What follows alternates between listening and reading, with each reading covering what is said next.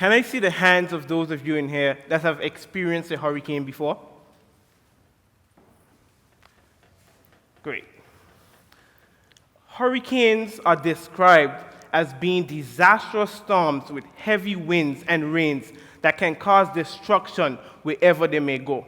They are mainly formed in the western part of the Atlantic. Today, hurricanes for me can take many other meanings. They can be emotional, financial, and mental. I'll share with you later on some steps that I took to survive my greatest hurricane to date. Can I see the hands of those of you in here that have started your own company? Great. I know that we all can agree that when you own a company, whatever hurricane you go through, your company does as well. And you are often faced with many hurricanes that threaten your and your company's survival, especially in the early years. On September 6, 2017, the largest hurricane to ever form in the Atlantic, Hurricane Irma, made landfall in the British Virgin Islands, my hometown, which is located 60 miles east of Puerto Rico, with winds of 185 miles per hour sustained and easily gusts over 200 miles per hour. I watched helplessly as everything around me was ripped apart by a hand with no reason and no discourse to. I am the owner of a company in the British Virgin Islands that creates unique, one-of-a-kind products from concrete and recycled glass. I started this company back in 2013, and I faced many small hurricanes, all of which I overcame, but none prepared me for the devastation that was Irma. The day before the hurricane, I actually collected some molds to make some new concrete products that would have gone on display in September. They're looking for me now. The day after the hurricane, I can remember going to my work area, my work shed, my tools, my creativity sanctuary, all lied in shambles. The very things that I used to identify myself with were taken away from me. Getting robbed is one thing, but experiencing nature herself deciding to rob you is a whole entire different feeling.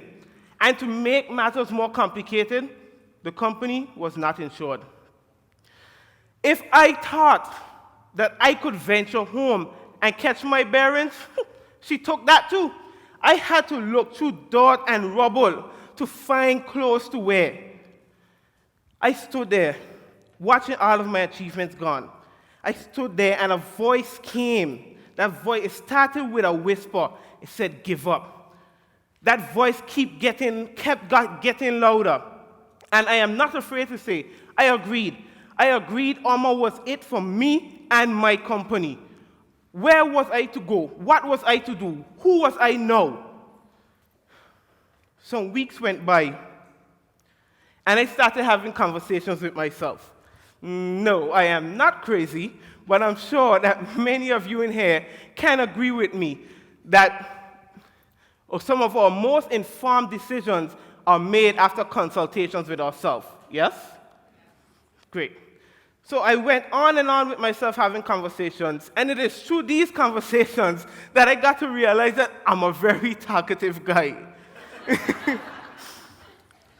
I told myself, I don't know what to do, how to do it. How was I to afford all the things that I lost? What was the next step? And then a next voice appeared, but this time it was different.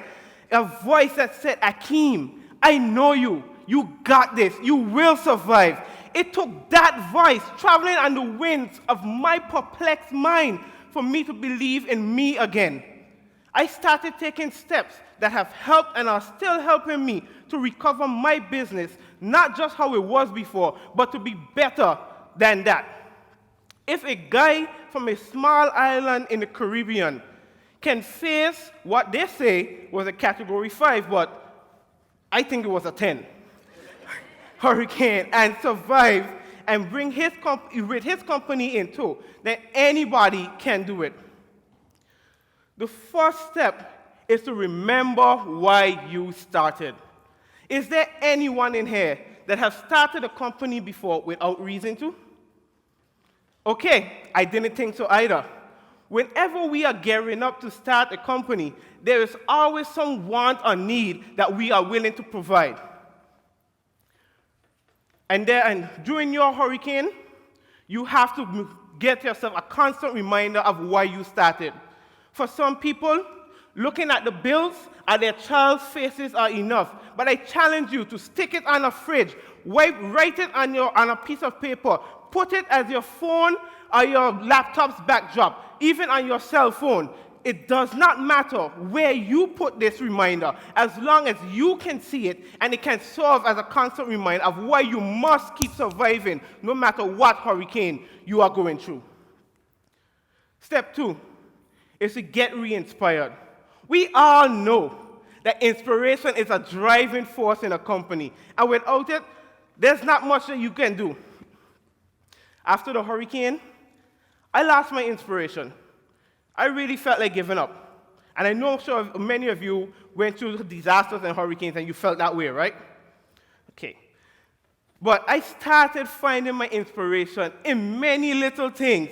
I started seeing tables that were thrown in the garbage and I pictured them with my concrete countertops on them. I even found inspiration in the trees getting their colors back. You see, after the hurricane, those trees were all bare and brown. And I thought that they would die. But I watched daily as those trees got back life in them. They got back green. There's a part in the British Virgin Islands territorial song that goes, "Green and brilliant are your hillsides, they replenish our hopes and pride." Indeed, seeing those trees get their colors back is replenishing to my hopes and my inspiration. Step 3, where are you now? What do you want to do with the business? What is your ultimate goal? The late Ella Fitzgerald once said, "It isn't where you came from, but where you're headed that counts." Although a business plan lays out from inception the way that your company will go, I used this time to form a new direction. I saw myself and my company as a phoenix rising from the ashes, and I used that grand opportunity to change so many things in the company, starting with the logo, the product offerings, and just planning a whole new direction for the company. If you take this step too, it can be a very exciting time in your recovery. Step 4, seek help. I'm a strong guy. I'm a big guy. But I will tell you, no matter how strong you feel you are, you will quickly learn that when you're going through your hurricanes, there is always some need that you can get, some help that you can get from persons. Do not be afraid to look to your neighbors and ask them, "Hey, can I have a hand at this? Can you help me do this? Can you help me do that?" What is the worst that they can tell you? No? Okay, move on to the next person. For me, when I swallowed my pride and I asked for help, it was as if a burden was lifted from my shoulders, and that really helped me. Step 5, relaxation time. We can get so caught up trying to survive our hurricane that we forget that our mind and body needs rest as well. We forget how important me time is. Take a day off, go out with friends, have a drink, relax on the beach. After all, a perplexed mind a frazzled mind cannot help you anyhow. After taking all of these steps, it has really improved my and my company's destiny. I have been able to buy back everything that I lost, and I've been getting even more work since I've been taking these steps. Your steps may vary, but whatever steps you put in place, once you take them, your desired destination will be achieved. An unknown author once said, Life is not about waiting for the storm to be over, but about learning to dance in the rain. So I challenge all of you to stand with me and let's dance in the rain, knowing that whatever hurricane you are going through, you can take steps that will help you get through with it, even with your company in tow. Thank you.